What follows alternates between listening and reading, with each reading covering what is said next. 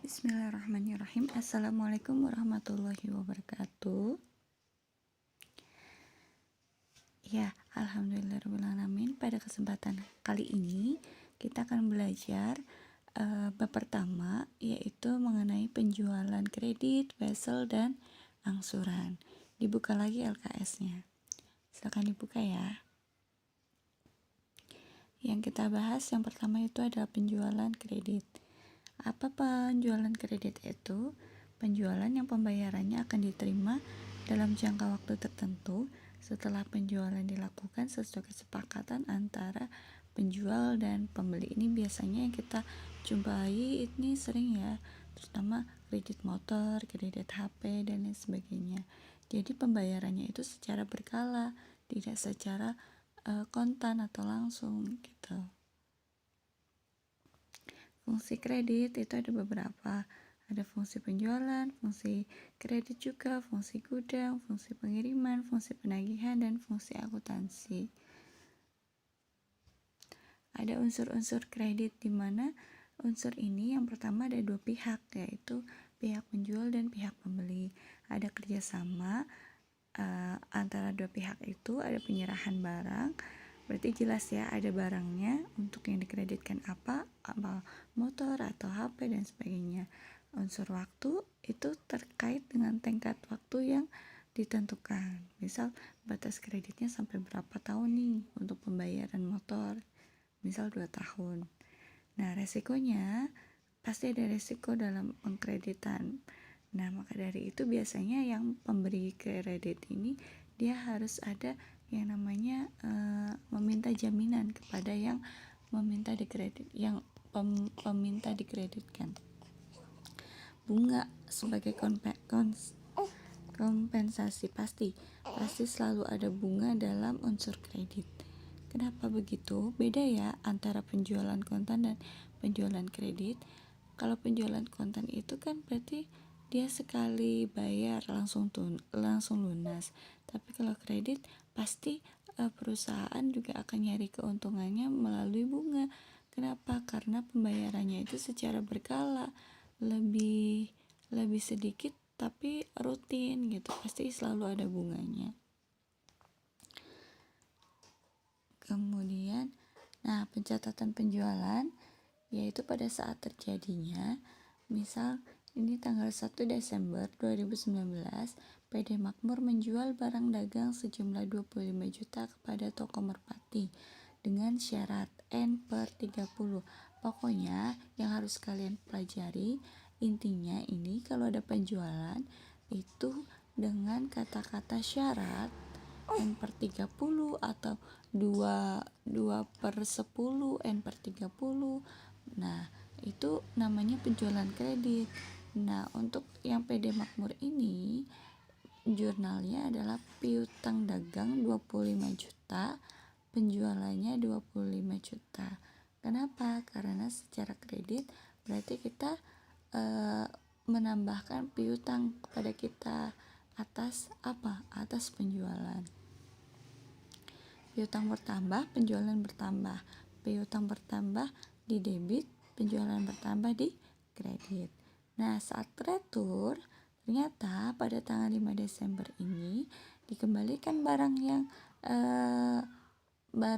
barang dari toko Merpati ke kita, dibalikin lagi tuh 5 juta. Nah, maka kita sebagai PD Makmur mencatatnya sebagai retur penjualan 5 juta berarti berkurang piutang dagang kita 5 juta gitu. Jadi intinya kita itu tadinya punya piutang 25 juta, tapi barang itu rusak 5 juta, berarti piutang kita berkurang 5 juta. Untuk pelunasan, jadi toko Merpati itu membayar lunas tanggal 10 yang dibeli dari PD Makmur dari kita, maka jurnal kita yaitu cashnya bukan 25 juta lagi. Kenapa? Karena yang tadinya 25 juta itu ada barang yang rusak dikembaliin ke kita 5 juta.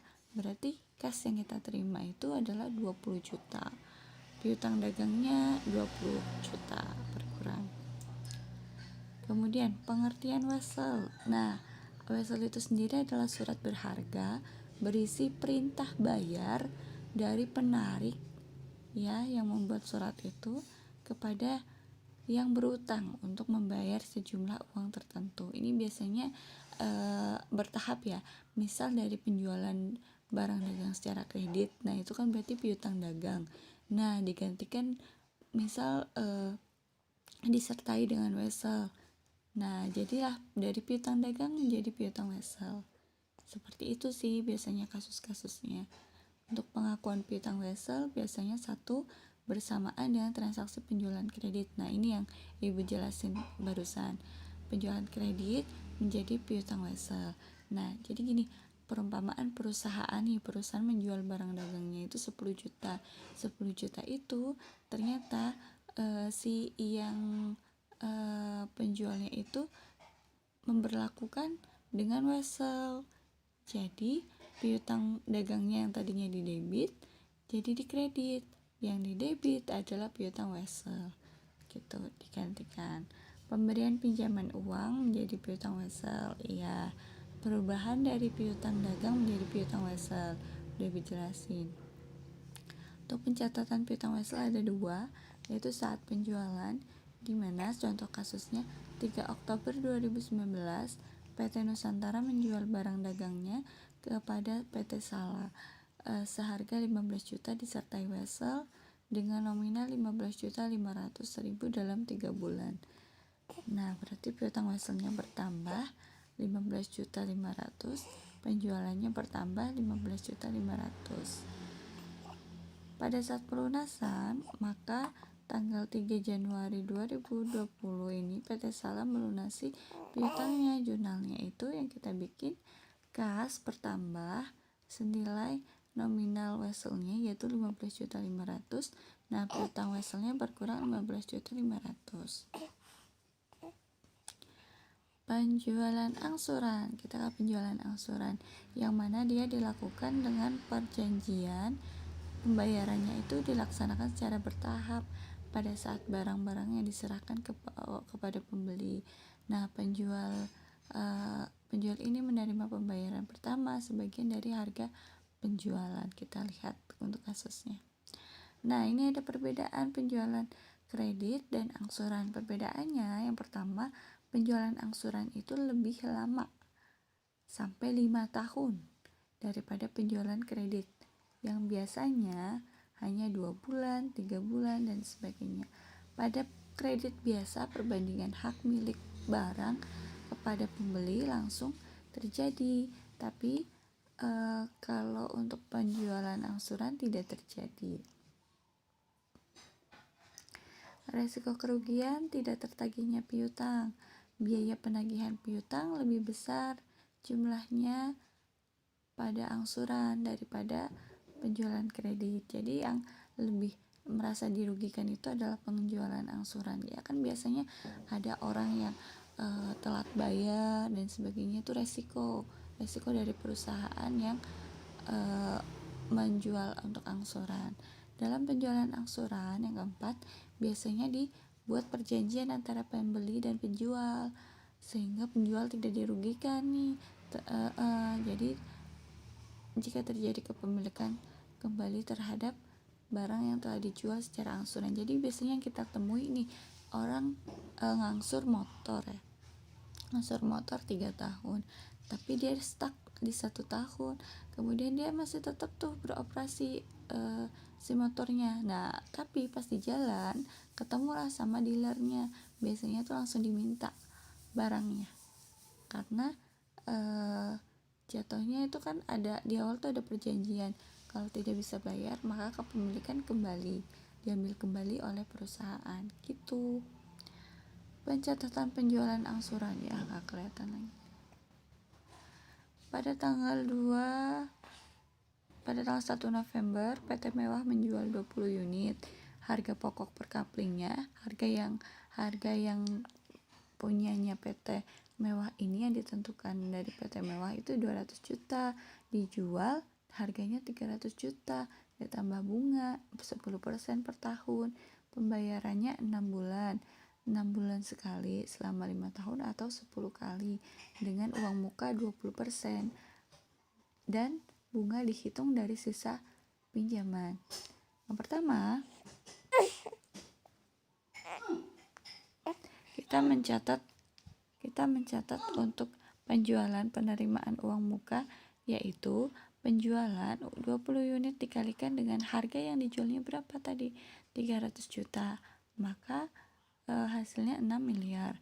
Kemudian kan tadi dijanjikan 20% untuk dibayar di muka nih. Berarti 20%-nya kalikan 6 miliar atau total penjualan tadi. Jadi bayarnya itu kita 1 miliar 200 juta. Harga pokok itu adalah harga yang dimiliki oleh PT Mewah ya. Jadi harga pokok itu 20 unit dikalikan dengan 200 juta. Aslinya harga dari 20 unit rumah itu yaitu 4 miliar. Jadi labanya itu harga jual dikurangi harga pokok, 6 miliar dikurangi 4 miliar. Keuntungan yang kita dapat itu secara kotor adalah 2 miliar. Jurnalnya kas di debit. Kenapa kas di debit? Karena kita nerima uang muka. Jadi kasnya bertambah 1 miliar 200. Piutang angsuran kenapa di debit? Karena sisa dari 6 miliar ini yang harus dibayarkan itu berarti menjadi piutangnya bertambah 4 miliar 800. Rumahnya berkurangnya senilai harga pokok ya, yaitu 4 miliar. Berarti labanya berapa? Labanya adalah 2 miliar. Ini pada saat penjualan dan penerimaan uang muka. Nah, sekarang kita bicara ke penerimaan angsuran pertama. Tadi dibilangnya untuk total itu ada 6 miliar. Tapi kita kan udah bayar 1 miliar 200 untuk uang muka. Berarti yang harus diangsur itu adalah 4 miliar 800 dibagi 10 kali. Alhasil angsuran pokoknya 480 juta. Bunga itu setiap 6 bulan sekali. 6 bulan per tahun itu adalah 10%. Dikalikan 4 miliar 800 itu adalah 240 juta. Total yang diterima oleh PT Mewah itu 720 juta. Jurnal yang ditulis oleh PT Mewah, kasnya bertambah nih. Angsuran pertama dari yang beli siapa? Dari si pembeli, kasnya bertambah ya 720 juta. Piutang angsurannya berkurang. Kenapa berkurang? Karena dia bayar angsuran pertama 480 juta, jadi angsurannya berkurang. Angsuran pertama.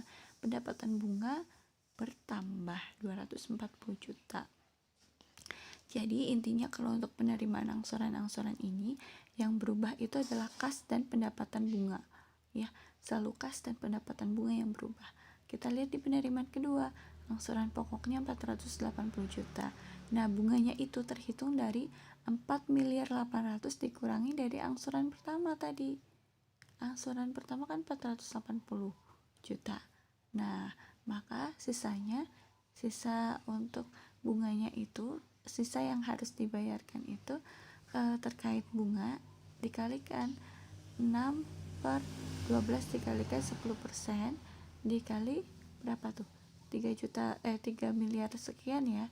Hasilnya 216 juta. Totalnya adalah yang kita terima ada 696 juta.